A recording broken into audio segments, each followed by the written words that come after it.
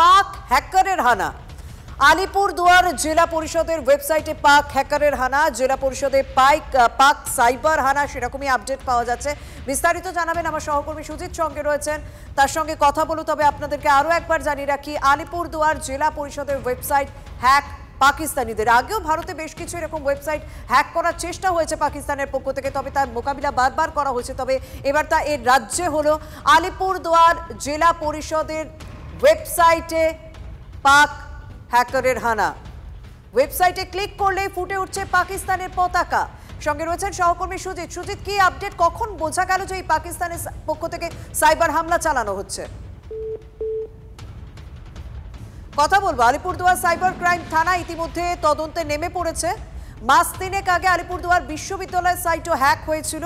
এবার আলিপুরদুয়ার জেলা পরিষদের ওয়েবসাইট হ্যাক পাকিস্তানি, এবং সেখানে ক্লিক করলেই পাকিস্তানের পতাকা ফুটে উঠছে।